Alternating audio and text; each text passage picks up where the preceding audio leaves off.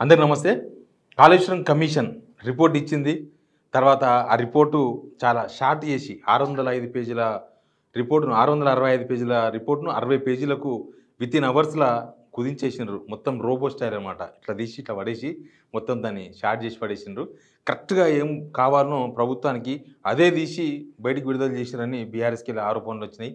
BRS వాళ్ళు full report ఇయ్యాలని demand. Next assembly పెడతామని రేవంత్ రెడ్డి ఇవన్నీ అయిపోయినాయి. ఇక కేసీఆర్‌ని అసెంబ్లీ జైల్లో వేస్తారని, కేసీఆర్‌ని కేసులు బుక్ చేస్తున్నారని ఇవన్నీ చాలా చాలా పేపర్‌లో వార్తలు ఇవన్నీ కూడా వచ్చేసినాయి. బట్ ఇయాల ఒక పెద్ద డెవలప్‌మెంట్ జరిగింది దీనికి సంబంధించినది. ఒకటి రేవంత్ రెడ్డి చిట్చాటు, ఇంకొకటి హరీష్ రావు ప్రభుత్వం కోల్పోయిన తర్వాత బీఆర్ఎస్ గవర్నమెంట్ పోయి కాంగ్రెస్ ప్రభుత్వం వచ్చిన తర్వాత కరెక్ట్‌గా 20 మంత్స్ తర్వాత సెక్రటేరియట్‌లో కాలు పెట్టిండు హరీష్ రావు. అసలు ఏం జరిగింది అన్ని విషయాలు మాట్లాడదాం. సబ్స్క్రైబ్ చేసుకోవడం మాత్రం మర్చిపోవద్దు. రిపోర్ట్ వచ్చిన తర్వాత ఏమైంది? రిపోర్ట్ వచ్చిన తర్వాత ఆ రోజు ప్రెస్ మీట్ పెట్టిండ్రు, క్యాబినెట్ మీటింగు అదంతా పెద్ద హడావిడి అయిపోయింది. తర్వాత ఢిల్లీకి వెళ్ళిపోయారు రేవంత్ రెడ్డి మంత్రులందరూ. మీకు తెలుసు కదా, బీసీ 42% రిజర్వేషన్ దానికోసమని ఢిల్లీ పోయినరు. ఢిల్లీ పోయిన తర్వాత ఇంకా దీని మీద మళ్ళీ ఎక్కడ మాట్లాడలేదు. బట్ ఒక చిట్చాట్ చేసిండు రేవంత్ రెడ్డి. ఏమంటారంటే కేసీఆర్ను జైల్లో వేయాల్సిన అవసరం నాకు లేదు. కేసీఆర్ ఫామ్ హౌస్కు చెర్లపల్లి జైలుకు తేడా ఏముంది అంటే, ఆయన ఫామ్ హౌస్లో ఉన్న చెర్లపల్లి జైల్లో ఉన్న ఒకటే. ఫామ్ హౌస్లో పోలీస్ పర్యవేక్షణ ఉంటుంది, జైల్లో పోలీస్ పహారా ఉంటుంది. అప్పుడప్పుడు విజిటర్స్ వస్తుంటారు, అట్లనే ఫామ్ హౌస్కు విజిటర్స్ వెళ్ళి వస్తుంటారు. నేను ఎందుకు జైల్లో వేస్తా? ఆయనంతటా ఆయన్నే స్వీయ నియంత్రణగా జైల్లో ఉన్నట్లు ఫామ్ హౌస్లో ఉన్నారు. కేసీఆర్ని ఓడించడమే పెద్ద శిక్ష అంటే ఆల్రెడీ శిక్ష కూడా అయిపోయిందని చెప్తున్నారు. నేనెందుకు విద్వేష రాజకీయాలు చేస్తా? దుప్పటి కప్పుకొని పండుకున్నా ప్రజలు రెండోసారి కాంగ్రెస్ని గెలిపిస్తారు. Note this point your honour. దుప్పటి మూసుకొని పండుకున్నా, అందుకే ఏం చేస్తలేరు వీళ్ళు. స్కీమ్స్ అవసరం లేదు, డెవలప్మెంట్ అవసరం లేదు, ఉత్తగా పండుకున్నా వస్తుంది రెండోసారి అని డిసైడ్ అయిపోయారు. ఇలాంటి ఇంటి వ్యవహారాల్లో వేలు పెట్టకుండా ఉంటే అధికారం దానితో అదే వస్తుంది. ఇతరుల ఇంటి వ్యవహారాల్లో వేలు పెట్టకుండా ఉంటే అధికారం దాంతో అదే వస్తుంది. బీఆర్ ఎన్నికలతో పాటే జూబ్లీహిల్స్ ఎలక్షన్ జరుగుతుంది. బీఆర్ఎస్ వాళ్ళు కూడా నైతిక విజయం ఉంటే నైతికత కూడా ఆత్మహత్య చేసుకుంటుంది. బీఆర్ఎస్ వాళ్ళకు నైతికత గురించి మాట్లాడత లేదు. ఇంకా ఇవన్నీ చాలా చాలా అంశాలు ఉన్నాయి. బట్ ఇందులో 2 పాయింట్లు చాలా కీలకమైన పాయింట్లు. ఒకటి ఏంటంటే, ఒకటి కేసీఆర్ను నేనెందుకు జైల్లో వేస్తా, ఆయన ఆల్రెడీ శిక్ష పడ్డది, కేసీఆర్కి ఓడిపోయి శిక్ష పడ్డది. ఆయన ఫామ్ హౌస్లో ఉన్న చెర్లపల్లి జైల్లో ఉన్న ఒకటని మొత్తం కలిసి ఒక పాయింట్. రెండో పాయింట్, దుప్పటి కప్పుకొని పండుకున్న రెండోసారి కాంగ్రెస్ గెలిపిస్తారు జనం. అంటే ఏం చేయకపోయినా ఏం చేయాలని అవసరం లేదు, జస్ట్ వేరే దాన్ని ఏలు పెట్టకుండా చాలు కాంగ్రెస్ గెలుస్తుంది అనేది. ఫస్ట్ దాని గురించి మాట్లాడదాం. దీనిలో మూడో పాయింట్ కూడా ఉంది. హరీష్ రావు బీఆర్ఎస్ గవర్నమెంట్ పోయిన తర్వాత కాంగ్రెస్ గవర్నమెంట్లో ఫస్ట్ టైం సెక్రటేరియట్లో కాలు పెట్టిండ్రు. అది కూడా కాళేశ్వరం రిపోర్ట్కి సంబంధించిందే.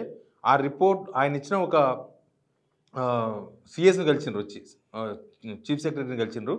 కలిసి కాళేశ్వరం రిపోర్టుకు సంబంధించి కాళేశ్వరం కమిషన్ ఇచ్చిన రిపోర్ట్ మొత్తం 665 పేజీల రిపోర్టు ఇవ్వాలని చెప్పి 2 వినతి పత్రాలు ఇచ్చిండ్రు. ఒకటి కేసీఆర్ తరపున వినతి పత్రం, ఒకటి హరీష్ రావు తరపున వినతి పత్రం. ఇద్దరు కూడా దాంట్లో 115 మంది విచారణలో వాళ్ళు కూడా విచారణ పార్ట్ కాబట్టి ఖచ్చితంగా వాళ్ళకి హక్కు కూడా ఉంటుంది ఇవ్వమని. యాక్చువల్గా అది పబ్లిక్ డొమైన్లో పెట్టాలి, దాంట్లో సీక్రెట్ మెయింటైన్ చేయాల్సిన అవసరం లేదు. అది పబ్లిక్ ఇష్యూ కదా. కాళేశ్వరం కుంగిపోయినా, కాళేశ్వరం ఖర్చు పెట్టినా, ఇప్పుడు జనాలకు స్కీమ్స్ ఎందుకు అమలు చేస్తలేరు మీరు అంటే, కాళేశ్వరాన్ని కడుతున్నాం మేము అంటున్నారు కదా. అట్లాంటప్పుడు కాళేశ్వరం రిపోర్ట్ ఇప్పటికే పబ్లిక్లోకి రావాలి. బట్ ఎందుకు రహస్యంగా పెట్టిరో తెలియదు. దానిలో 605 పేజీలది ఏముందో తెలియదు. 605 పేజీలను 60 పేజీలకు కుదించిండ్రు అని చెప్పడానికి అవకాశం లేదు. ఎందుకంటే చాలా తక్కువ టైం, చదవడానికి చాలా టైం పడుతుంది. 665 పేజీలు చదవడానికి ఎంత టైం పడుతుంది? 3 ఐఏఎస్లు అంటే ఏమైనా రోబోలా? ఇట్లా పెట్టి ఇట్లా చూసి ఇట్లా పక్క పడేనికే ఖచ్చితంగా పాయింట్ బై పాయింట్ చదవాల్సి ఉంటుంది. బట్ అట్లా కాకుండా ఎక్కడెక్కడ కేసీఆర్ పేరుంది, ఎక్కడెక్కడ హరీష్ రావు పేరుంది, ఎక్కడెక్కడ ఈటెల రాజేందర్ పేరుంది, ఇట్లా స్పెసిఫిక్గా చూసి అవి మాత్రమే, ఆ పారాగ్రాఫ్స్ మాత్రమే 60 పేజీలు తయారు చేసిన అనేది ప్రధానమైన ఆరోపణ. గవర్నమెంట్ దీనికి ఏం సమాధానం చెప్పలేదు. మిగతా 605 పేజీలు, మొత్తం 665 పేజీలు పబ్లిక్ డొమైన్లో పెట్టాల్సిందే. బహుశా ఇప్పుడు హరీష్ రావు వాళ్ళకు ఇస్తే ఒక ప్రాబ్లం, ఇవ్వకపోతే ఒక ప్రాబ్లం ఉంది గవర్నమెంట్కి. ఆ ప్రాబ్లమ్స్ గురించి తర్వాత చెప్తా. మళ్ళీ ఇప్పుడు రేవంత్ రెడ్డి ఫామ్ హౌస్ గురించి ఏం మాట్లాడిండు కదా, అవన్నీ మాట్లాడిండు కదా. కేసీఆర్ను శిక్షించా, కేసీఆర్ని జైల్లో వెయ్యా, నాకేం సంబంధం, నేను వెయ్యను, ఆయన ఆల్రెడీ జైల్లో ఉన్నాడు, శిక్ష అనుభవించినాడు కదా. బహుశా ఈ రిపోర్ట్లో ఏముందో రేవంత్ రెడ్డికి మొత్తం తర్వాత తెలిసిందేమో. ఒక పేజీలో, ఒక సినిమాలో ఫైటింగ్స్ ఉంటాయి, పాటలు ఉంటాయి, మంచి మంచి డైలాగులు ఉంటాయి, తర్వాత రొమాంటిక్ సీన్లు ఉంటాయి, అన్నీ ఉంటాయి ఒక సినిమాలో. ఇప్పుడు కమిషన్ రిపోర్ట్ సినిమాలో కూడా అన్నీ ఉంటాయి. కానీ వీళ్ళు ఏం చేసిండ్రు, కేవలం ఫైట్స్ మాత్రమే తీసి పబ్లిక్ ఇచ్చారు. అప్పుడు జనానికి ఏమర్థమైంది, ఓహో ఇది ఫైటింగ్ సినిమా అని అర్థమైంది. ఫైట్లు మాత్రమే ఉంటాయి. కానీ అన్నీ ఉన్నాయి దానిలో. ఇక్కడ దీనిలో కూడా అన్నీ ఉన్నాయి. అవేమీ ఇప్పటివరకు బయటికి చెప్పలేదు. ఇప్పుడు ఆ బయటికి చెప్పకపోవడంతోన గవర్నమెంట్ మేము చెప్పేసినాం కదా జనాలకు, మేము చెప్పిందే రైట్ అని జనం అనుకుంటారు కదా అని గవర్నమెంట్ అనుకుంటుంది. బట్ ఈ దాచిన వాటి విషయం ఏందనేది జనాల్లో ఉన్న ప్రశ్న. ఈ దాచిన ఎందుకు దాస్తున్నారు, ఎందుకు పబ్లిక్ డొమైన్లో పెడతలేరు అనేది ఒక ఇష్యూ. ఇప్పుడు రేవంత్ రెడ్డి మాట్లాడిన మాటలు బట్టి చూస్తే దీనిలో ఏం లేదేమో. చాలామంది అంటున్నారు జ్యుడిషియల్ కమిషన్కి అన్ని పవర్స్ లేవు. ఒక జడ్జి ఒక జిల్లా కోర్టు జడ్జి ఒక తీర్పు ఇస్తే ఉరిశిక్ష చేస్తే హైకోర్టు పోతే రద్దు చేస్తాడు. అంటే ఈ జడ్జి తీసుకునే తీర్పుకు ఆ జడ్జి ఇంకొక తీర్పు ఇచ్చాడు. హైకోర్టు వేసిన శిక్షకు సుప్రీంకోర్టులో పోతే సుప్రీంకోర్టు ఇంకొక దాన్ని రద్దు కూడా చేస్తుంది. ఒక్కోసారి ఆ తీర్పు వేస్తే ఆ తీర్పును మొత్తానికి స్టే ఇవ్వచ్చు సుప్రీంకోర్టులో. అంటే వీళ్ళు ఒక కోర్టులో ఒక జడ్జి, వాళ్ళంతా రిటైర్డ్ జడ్జిలు కాదు, జడ్జిలు. ఇప్పుడు ఘోష్ గారు రిటైర్డ్ జడ్జి ఇచ్చిన దానికి ఎంత సెన్సిటివ్ ఉంటుంది అసలు. కరెక్ట్గా దానిలో ఇంకా కొంతమంది న్యాయ నిపుణులు మెల్లగా బయటకు వచ్చి మాట్లాడుతున్నారు, ప్రొఫెసర్లు, ఈ లా ప్రొఫెసర్స్ వీళ్ళు. దీనిలో కంప్లైంట్ ఎవరైతే ఇచ్చిండ్రో కంప్లైంటీలను కూడా ఖచ్చితంగా విచారించలేదంట. అసలు దీని మీద కంప్లైంట్ చేసింది ఎవరు, దీని ఆరోపణ ఏంది? కంప్లైంటీలు అంటే రాహుల్ గాంధీ కూడా రావాలి బహుశా, ఆయన కూడా మాట్లాడినోడే కదా. రేవంత్ రెడ్డిని పిలిచిందా కమిషన్? పిలవలేదు. రాహుల్ గాంధీని పిలిచిందా? ఇంకా చాలామంది ఉన్నారు, రఘునందన్, ఇంకా అట్లాంటి వాళ్ళు చాలామంది ఉన్నారు దీని మీద ప్రధానమైన ఆరోపణలు చేసిన వాళ్ళు. వాళ్ళంతా ముఖం చాటేసిండ్రు కమిషన్కు. కనీసం కమిషన్ ముందు పోలేదు, కమిషన్కి ఏం పోలేదు, ముఖం చాటేసిండ్రు. కోనరామ్ లాంటి వాళ్ళే ఆధారాలు తీసుకొని రాకుండా అంటే తార్నాక పోయిండు, అటే పోయాడు. తార్నాక నుంచి మళ్ళీ రానేలేదు ఇక్కడ. కాబట్టి దీనిలో కంప్లైంటీస్ను ఖచ్చితంగా పిలవలేదు. అదొక సెక్షన్ ఉంది. సుప్రీంకోర్టు గతంలో వేసిన కమిషన్ల విషయంలో ఆ తీర్పు ఇచ్చింది అనేది ఒక చర్చ నడుస్తుంది.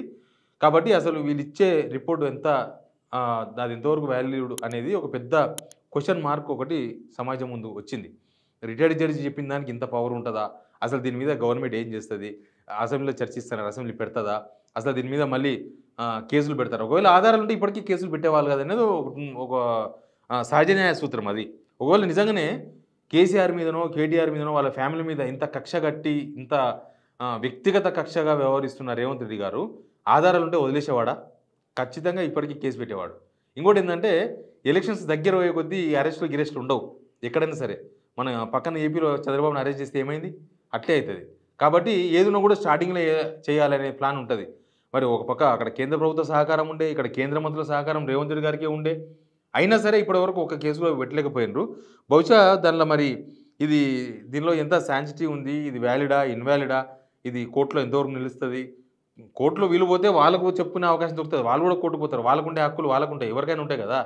కాబట్టి ఇది ఎంతవరకు నిలుస్తుంది అనే దానిపైన రేవంత్ రెడ్డి గారు మాట్లాడిన తర్వాత ఒక పెద్ద క్వశ్చన్ మార్క్ సమాజంలోకి వచ్చింది.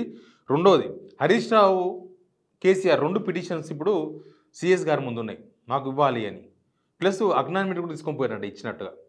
అది కూడా ఒక పెద్ద ఆధారమే. వాళ్ళకు ఇస్తేనేమో దాని వ్యవహారం ఏందో బండారం ఏందో బయటపడుతుంది.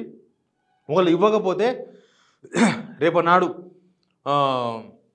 కోర్టుకు పోయినప్పుడు రేపనాడు వీళ్ళు నిజంగానే ఏమైనా కేసు పుటప్ చేస్తే మేము అడిగినాము వాళ్ళు ఇవ్వలేదని చెప్పేసి వీళ్ళ హక్కులు, వీళ్ళకు కూడా ప్రాథమిక హక్కులు, ప్రతి ఒక్కరికి హక్కులు ఉంటాయి కదా. వాళ్ళ మీద ఇన్ని ఆరోపణలు చేసినప్పుడు, వాళ్ళ మీద ఇన్ని విమర్శలు చేసినప్పుడు, వాళ్ళ వల్లే మొత్తం కాళేశ్వరం కుంగిపోయిందని, వాళ్ళు మొత్తం 1,00,000 కోట్లు తిన్నారు అని ఇన్ని ఆరోపణలు చేసినప్పుడు వాళ్ళు అడిగిన దాన్ని కూడా వాళ్ళకు కూడా హక్కులు ఉంటాయి. వాళ్ళు ఖచ్చితంగా ఏం కావాలని అది ఇవ్వాలి. ఇప్పుడు సిఎస్ ఇస్తారో ఎవరు తెలియదు. సిఎస్ నిర్ణయం తీసుకునేది కాదు, ఇది మళ్ళీ ముఖ్యమంత్రితో మాట్లాడిన తర్వాత నిర్ణయం తీసుకుంటారు. బహుశా ముఖ్యమంత్రి గారు ఇవ్వమంటారా ఇవ్వద్దంటారా ఆయన కూడా న్యాయ నిపుణులతో చర్చించి నిర్ణయం తీసుకోవచ్చు. వాళ్ళు ఇస్తేనేమో విషయం అంతా బండారం బట్టబయలవుతుంది, ఇవ్వకపోతేనేమో రేపనాడు ప్రభుత్వం ఇరుకపోవాల్సి వస్తుంది. అసలు ఇంత డిలే కూడా చేయకూడదు ప్రభుత్వం. ఇప్పుడు దీనిలో రాజకీయం ఏం లేదు, రేవంత్ రెడ్డి చెప్పినట్టు, కాంగ్రెస్ మినిస్టర్ చెప్పినట్టు దీనిలో రాజకీయం ఏం లేదు. వాస్తవమే అనుకుందాం, వాస్తవమే. అసలు కమిషన్ ఏం రిపోర్ట్ ఇచ్చిందో తెలియదు, కానీ వీళ్ళు ఇచ్చిన 60 పేజెస్ వరకు మొత్తం వీలే చేసినట్టుగా, మొత్తం వీలే తిన్నట్టుగా, మొత్తం వీలే చెప్పినట్లుగా, అసలు దీనిలో ఎవ్వరిది తప్పు లేదని చాలామంది ఆఫీసర్ని వదిలేసి కేవలం వీళ్ళ ముగ్గురిని దీనికి బాధ్యులు అన్నట్లుగా, ఇంకా అయిపోయింది అన్నట్లుగా, మొత్తం తేల్చేసింది అన్నట్టుగా బయటికి మాట్లాడేసినారు కదా. ఒకవేళ అదే నిజమైతే ఇన్ని చర్చలు కూడా అవసరం లేదు, డైరెక్ట్ కేసు పెట్టవచ్చు వాళ్ళ మీద. ఉత్తగా ఆరోపణ చేయొద్దు. ఇంకా నువ్వు కమిషన్ వేసి, కమిషన్ 1 సంవత్సరం నరన ఆల్మోస్ట్ 17 నెలలు 15 నెలలు విచారించిన తర్వాత కూడా ఇంకా ఎలక్షన్ ముందు చేసినట్లు ఆరోపణలు చేస్తే ఎట్లా గవర్నమెంట్ లేకముందు ఆరోపణ, మీరు గవర్నమెంట్కి వచ్చిన తర్వాత కూడా ఇంకా ఆరోపణ. గవర్నమెంట్కి వచ్చిన తర్వాత మీరు ప్రూఫ్స్ తీసి పెట్టాలి, ఆ ప్రూఫ్స్ సబ్మిట్ చేయాలి, అవసరమైతే పబ్లిక్ డొమైన్లో పెట్టాలి, పబ్లిక్కి ఇవ్వాలి. ఇది కదా చేయాల్సింది. అధికారం లేనప్పుడు అంటే మీ దగ్గర ఏం లేవు కాబట్టి ఆరోపణ చేసినారు, వచ్చినప్పుడు ఇవ్వాలి. అది ఇవ్వలేకపోయింది ప్రభుత్వము. ప్లస్ పబ్లిక్ డొమైన్లో కనీసం ఇప్పటిదాకా రిపోర్ట్ కూడా పెట్టలేదు. 31 తారీఖు నాడు అయిపోయింది, వారం రోజులు అయిపోయింది రిపోర్ట్ ఇచ్చి. ఇప్పటివరకు ఆ రిపోర్ట్ పబ్లిక్ డొమైన్లో లేదు, అందరూ వెతుకుతున్నారు. బహుశా వాళ్ళు ఇంకా ఇట్టే డిలే చేస్తే రేపు చాలామంది సెక్రటరియట్కో లేకపోతే కోర్టుకో మాకు మొత్తం కావాలి అని చెప్పి పోతారేమో. మరి ప్రభుత్వం అంతకుముందు క్యాబినెట్ మీటింగ్లో మినిట్స్ ఇవ్వండి అంటేనే 3 నెలలు 4 నెలలు టైం తీసుకున్నారు. మినిట్స్ గవర్నమెంట్లో ఉన్న మినిట్స్ అనేది 100 పేజీలు ఏమి ఉండదు, బుక్ ఉంటుంది అంతే, దాంట్లోకి వెళ్ళి తీసి ఇవ్వడమే. అది ఇవ్వడానికే వాళ్ళకి చాలా టైం పట్టింది. మరి దీని విషయంలో ఏం చేస్తారో తెలియదు. కొందరు అంటున్నారు సార్ ఆయన ఇచ్చిపోయిన కమిషన్ రిపోర్ట్ని వీళ్ళు చేంజ్ చేస్తా అని.